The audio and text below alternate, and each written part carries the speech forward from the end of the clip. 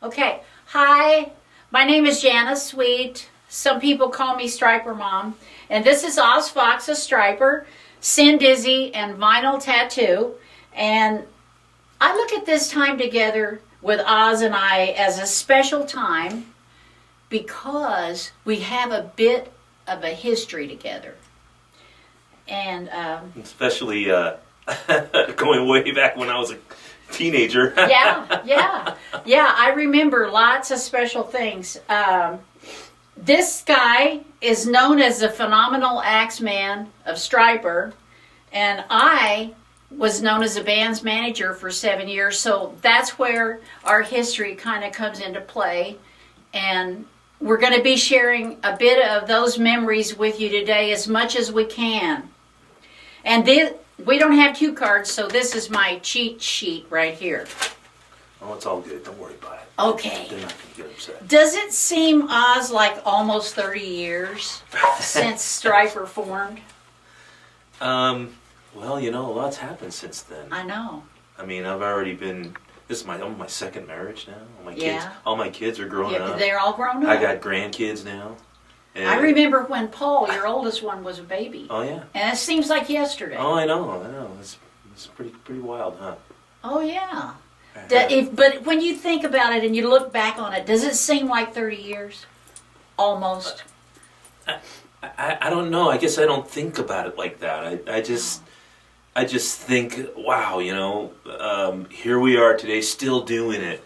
Yeah. And it's nice to reflect on all of the old days and laugh about some of the stuff that went on, and we learned a lot. We sure learned. Oh yeah. You guys are real seasoned pros. Yeah, well, Really seasoned. Been around the block a few times, So. Okay. Besides time with your family, do you feel personally that it has cost you to be in Stryper? No.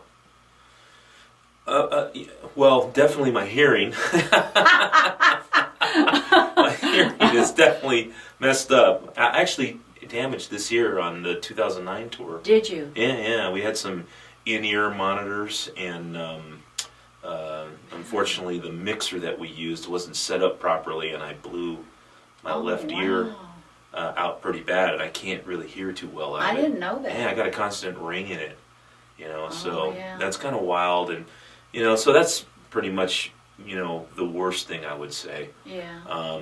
But everything else, I mean, I think of everything as just kind of like this.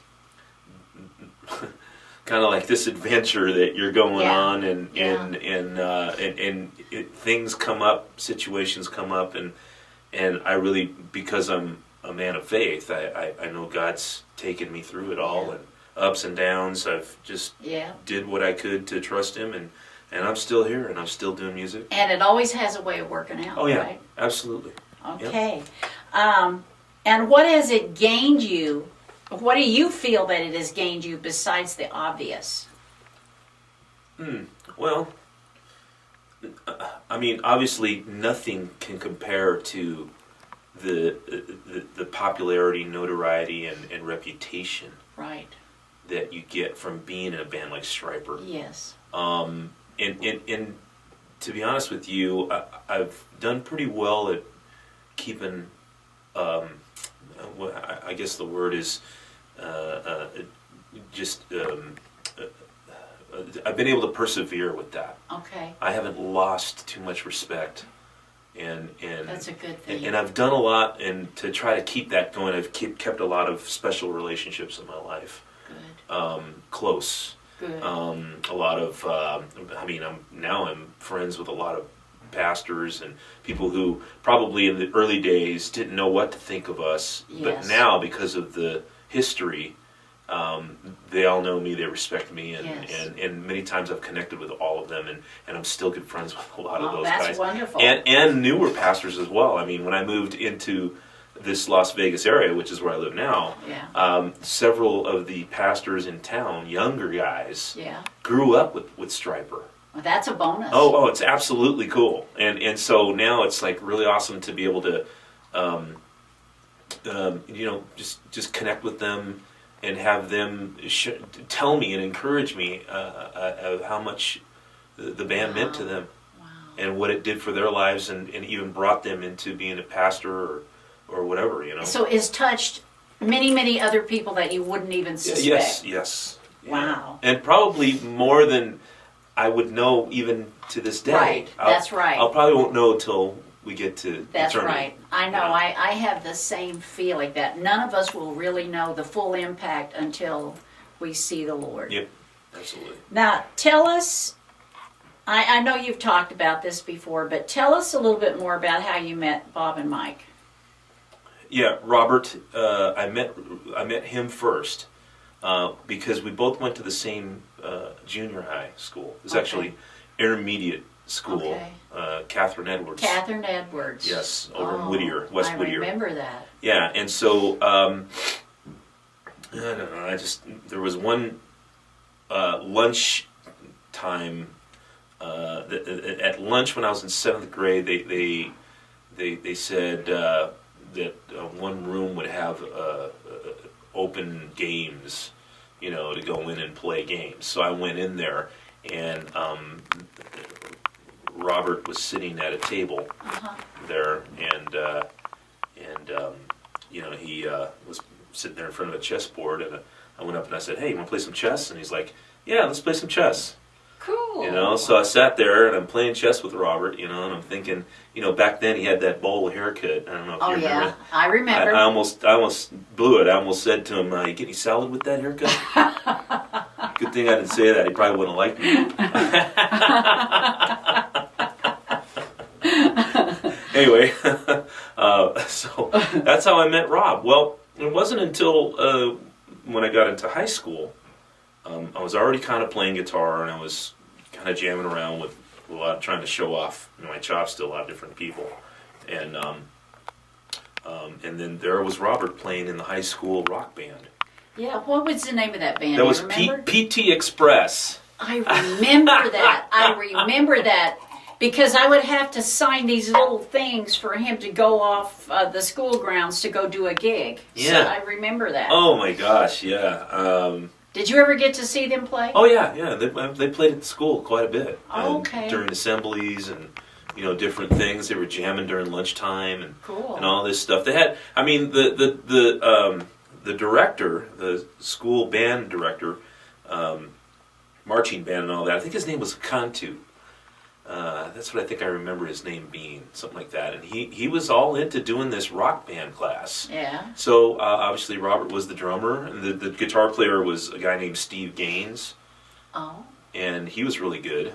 Like Jack, the teacher was like Jack Black then, in School of Rock. I wouldn't say he was Hispanic, so more like Santana. But anyway, so that was really when I remember hanging out with Rob. He was hanging out with a handful of guys. There was a guy named Larry Richardson and a guy named Ray. What was his last name? I can't remember his last name. He was a tall blonde guy. Tall blonde guy, yeah. That we used to call. He said he wanted to be a paperback writer. Is that Mark somebody? Oh no, you're thinking of. You're thinking of. Mark. Yeah, I know you're talking about. That's not the same. Okay. Well, he did hang out. We all hung out at this one bench. Okay. And so it was crazy. It was every year was the same. We'd all hang out together. Okay, cool. And, at lunch, and then later on, it wasn't until later when I started actually jamming over at your garage with Rob. Yeah. When I met Michael, and Michael was kind of a 12-year-old punk. He was. Now, were you ever there? Michael's big thing was to go in and knock over all the equipment. When everybody was taking a break. Were you ever there when that happened? No, I never experienced that. Oh, he was a brat. Oh, was he? Yeah, that's why Bob didn't want to work with him for a long time. Well, but he's changed a little bit. He's still a brat, but he's a grown-up brat now. Now, originally, you just wanted to be a guitar tech, but obviously that did not happen. So fill us in on that situation a little bit. You know, you got to always. My thought was you need to network.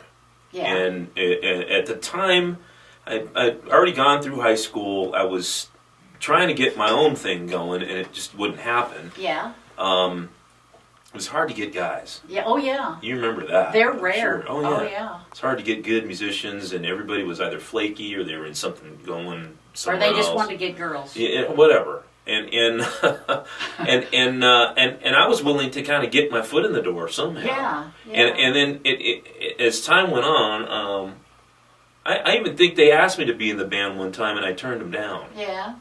That happened one time, sometime in towards the end of high school or whatever, and I think Robert got a bad taste in his mouth with that, and Oh, yeah. so we did do one, like, I guess it was a high school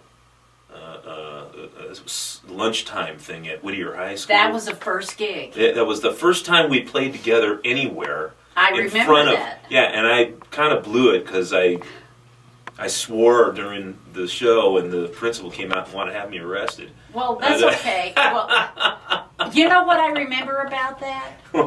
It was your first gig, so you weren't cut into what you were doing yet. But I remember the night before that gig, you and Mike being on the phone till real late. Do you remember that? Mm-mm. I don't remember that. And I'm thinking, what in the world is going on? What are they talking about their set? Are they worried? Are they working out chords on songs? Because I remember you hadn't been in the band very long at all before that gig. It was like 1 or 2 days. I think I was just doing the one gig to help them out, Okay. but I wasn't joining the band. Okay. And I think Rob asked me again to join the band after that, and I said no. So it wasn't until, like I said, I had tried to get something going on my own. I had a drummer that I was always playing with, and we just couldn't find the right guys, Yeah. And then we had a falling out one time with me and this drummer that I had been with for a long time. And Yeah, so, I think I remember hearing something about that. Yeah, we had a falling out, and when that happened, I thought, heck with this. I'm just gonna go join up with those guys. No, I just said I'm gonna go network and get myself, because I had already gone down to Hollywood.